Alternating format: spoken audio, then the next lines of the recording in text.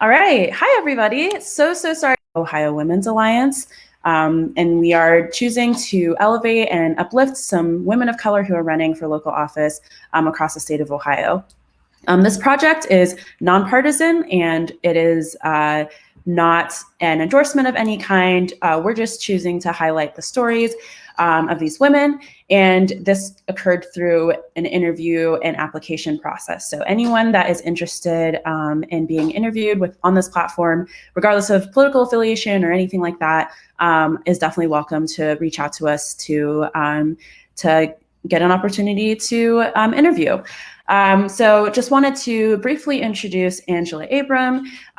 She is running for re-election for Reynoldsburg School Board this year, and we're really excited to have you join us and to hear your story and your background. So without further ado, we will go ahead and pass it over. Just want to give you the opportunity to introduce yourself and what you're up to this year and what brought you to this point and all of the things. Hi, thank you, Michaela. It's so nice to be here. I appreciate the opportunity to share a little bit about myself. As you know, my name is Angela Abram, and I am a current Reynoldsburg School Board member, in addition to being a candidate for the Reynoldsburg Board of Education. I am one of 5 children, born to a nurse and a teacher who were also preachers. They taught me the value of honesty, respect, hard work, and persistence. We weren't middle class growing up. In fact, we were quite poor. School was a haven for me, though, and it allowed me to escape many of the issues that were going on in my life as a youngster. There at school, I learned I was actually quite smart, and although it wasn't very, I could excel and grow confident with. As a child of preachers, I have a really strong faith system, and I have been a member of the Mount Vernon Avenue AME Church for 22 years. And I played piano. I volunteered on the Second Stewardess Board, and I've been a chaperone for TWAWA, which is our Christian education program. I have 4 children who attended Reynoldsburg schools. Most recently, my daughter Kendall was the first Reynoldsburg pandemic graduate for our family for the class of 2020. As a person who is vested in the education of young people and as an occupational therapist who advocates for those who don't have a voice or who need a voice, I applied for the vacant seat in November 2019, and I was subsequently appointed and sworn in June 2020. The pandemic hit in March 2020, and we've been making those tough, educated, and informed decisions collectively and collaboratively ever since. As we continue to move through the uncertainty and the unpredictability of COVID-19 and all of its variants and strains, I'm running for the Reynoldsburg School Board to continue the work that I started, and that is to act, advocate, and account for our students, our families, our teachers, and our community stakeholders, while we also strive for student success by promoting a fairly funded, high quality education for all of our diverse students in Reynoldsburg. And with your vote and your support, I will continue to serve Reynoldsburg in this capacity as a school board member until 2025. So that's who I am, Angela Abrams, school board member. Thanks so much. Great to see you again and chat with you as always. So my next question, just kind of diving into school board and the role of school board. I think we've seen this year has had a much more significant spotlight than I think it has before, especially with this being an off-year election. I think in some ways it's exciting, and in some ways it's a little interesting how much attention is being turned to school board. But you served on school board, during COVID and during all of the events that unfolded last year. And what were things that you learned, or how did you adapt to such kind of crazy, unprecedented times? And just want to hear kind of your background on that and what that's going to help you be able to do in your next term. Well, that's an amazing and awesome question. Our superintendent pretty much described it as building the airplane while you're flying it. And that was pretty much how it felt the entire time, and continues to feel that way, because every time we feel like we have our footing, there will be a new thing to trip us up or for us to consider. So what I learned is that we really have to do our research, and we have to rely on the science, and we have to make these decisions in real time, knowing that the impact to the community is tremendous. And so we really have to be very sober and thoughtful about the decisions that we're making. Obviously, I only have one vote on the board. There's a child over here playing basketball, so he just kind of distracted me. But anyway, I only get one vote. But, once we make those decisions, we work together collectively as a board to make sure that the decisions we are making are having the best impact to our community. So that's kind of what I learned, continue to learn and grow in this process. Like I said, it's a very sober and serious position, particularly knowing how passionate I am about the education and development of young people. Yeah, absolutely. And it's, pretty encouraging to hear that there are some people who are legislatures who are relying on facts and reason to make these decisions. So I appreciate that. The next question, going into Reynoldsburg, which is a very interesting community, and I think very indicative of the future of Ohio and what the trends are. Reynoldsburg is a place that, was originally ruled by one party, where all of the representation was made up of one party, until a recent election where a lot of candidates of color ended up flipping the partisan makeup of Reynoldsburg City Council. And then, of course, with your involvement on school board, there's just an incredible representation and diversity in Reynoldsburg and in the offices that people are able to run for. What does that offer to the city? Why is that so important that Reynoldsburg has this much diversity and was able to achieve that in the last couple of years? Thank you for that question. I think anytime you have a community that has the amount of diversity that we have, the power structure should also represent that diversity. So I think with the recent election, the 2019 election, where we were able to elect and showcase some of the talent that comes in the many diverse forms, such as women or new Americans or women in general. So, and people of color. So I believe that representation matters, particularly when you're a young person. If you don't see anyone who looks like you in the positions of things that you are interested in, then you may feel that it's not attainable for you, or that it's not possible, or you may not even recognize that it's an option. So I believe that having that representation of the diversity that's in this community is critical moving forward, so that all the children of this district can see and aspire to do some of the things that they're seeing happening in the community right now. Absolutely. And to that point, I know we kind of referenced it earlier, but critical race theory has been a really large topic of conversation. And, it's, I think, kind of taken over a lot of discourse about just schools in general and what, school boards are able to do. And I think something that's really interesting is just that diversity piece about like making sure that students do feel included and represented, whether it's in leadership, whether it's in the history that we teach and all of that. Can we just chat super briefly about, what critical race theory looks like in Reynoldsburg, or what, the curriculum that may not be critical race theory looks like and why that's important? Sure. Okay, so as I believe most of your viewers are aware, critical race theory is a post-secondary instruction that takes place in law school. I'm not sure how the thought process emerged that it was something that was being taught at the primary level, K through 12 grades. But somehow that misnomer was given, and it's not happening here in Reynoldsburg.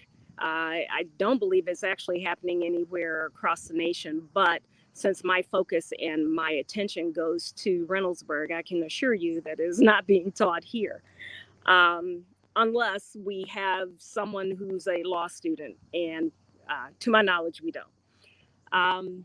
With that being said, there have been some House bills that have been introduced at our Ohio legislature that are addressing things that I think are an overreach with regards to how school is taught and instructed here. And I'm not even sure what measure it's supposed to um, cover, because like I said, CRT is not being taught in Reynoldsburg. The interesting thing, though, is that to me, some people assume that when they're talking about race, it's just one race or one ethnicity. And I don't know if you recall learning about Spanish conquistadors in Florida when they came over, or I don't know if you recall President Jackson and the Trail of Tears. You know, those are things that happened with ethnicities and in history. So my understanding of what the critical race theory is basically the study of the intersection of law and race amongst the development of American history. So even though it's not being taught from that critical lens, I think some of the things that people are being upset about, they already learned when they were growing up. You know, I'm not a young person in the sense of I didn't graduate from high school last year, but I learned about this a long time ago, and it is letting me know about what has occurred in our past and what we can learn from it so that we're not going to repeat it. So really, I thought that was the whole point of history, was to learn your facts, learn from the mistakes, do the things that you do well, continue those, and those things that you can learn from, don't repeat them if it is something that was detrimental. So that's just my spiel on that. Yeah, absolutely. And I think it's really important that, despite all of the rhetoric and despite, people who have probably nefarious intentions, that we do get a full and honest and accurate history. And I know that was what benefited me. And there were things that weren't taught in schools that my parents ended up teaching me. And I think it's really important that going forward, we make sure that our history is robust and inclusive. So thank you so much for that answer. I have a couple more questions for you before we wrap up. The first one being, so one of my favorite things of the brief time that I've met you is that for some reason you've always had like really stylish blazers, and today is no exception.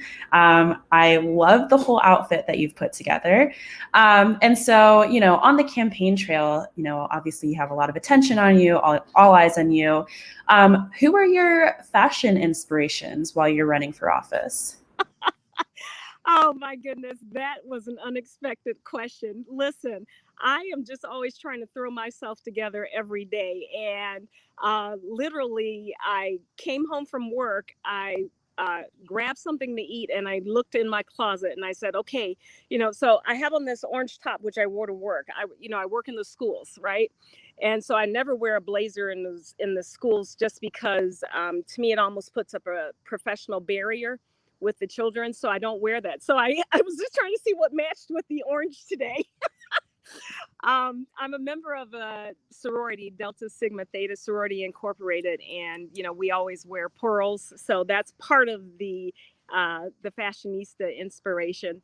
And obviously, my mom was probably one of the most stylish people I had the opportunity to grow up under, in addition to my grandmothers as well. So I'm just carrying on the legacy in a number of ways.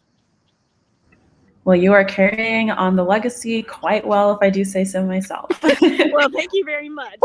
You're I welcome. appreciate that. So my next question, just circling back to all of the things that you've been up to in the past year and in this year, what is so urgent about, you and other women of color across the state running now and running, again, as I mentioned, in a year that a lot of people don't even, really know what's on the ballot? Why is it so important that you and other women that we've been interviewing are running right now? And what's so urgent about this moment? Well, there's two great pieces of urgency in my mindset. Um, Women got the right to vote in the early 1920s, 1900s, and Black women got the right to vote in the late 1960s. Um, my mother had 4 children before she had the right to vote. My grandmother had 9 children and I think 6 grandchildren before she had the right to vote. So every time that I have the opportunity to vote, I think about those women before me who did not have that opportunity, but had the intelligence and the foresight, but just not the right. And as you know, we've had an insurrection. We had a fight for our democracy, and it's fragile. So the urgency is there because we need to make sure that we maintain our democracy, but that we also maintain the right to vote. Um, Voter suppression is real. Voter purging is real. It happens, and we have these restrictive voting laws in certain regions of the United States. So to me, it's all collective, So when you're looking at those patterns and understanding that I was born before my mother had the right to vote, uh, that's an urgency. I must continue this fight. I must continue this for my daughters, for my sons, for future generations that I have yet to meet. This must continue. We must do that fight. That's the urgency. Yeah, that's incredible and so powerful. So thank you. And just to wrap up the evening, just wanted to, finish on the note of, I mean, you said it so well and eloquently. That's so powerful. But just that, civic engagement is so critical and important, but also so is, being aware of like what's on the ballot and all of these offices up in these off years. So voting in general, as you mentioned, but also, being aware of the issues and things. So can you just explain super briefly what impact the school board does have on people and why it's important for people to be aware and engaged with the school board and school board elections? Sure. School boards are your local governance in relation to your city council. So the decisions that are made at the local level are the decisions that are going to impact your day-to-day living. And yes, we hear about what's happening federally or what's happening regionally, but it's those local elections, those local candidates, those local um, those local public servants that will impact your day to day. So, you should be studying who your candidates are, find out what the platform is, find out if those are the principles that you can relate to, and are those principles something that resonate with you. And if that is the case, then that should be the candidate that you promote and vote for so that that person can represent your interests. So that's why local elections matter.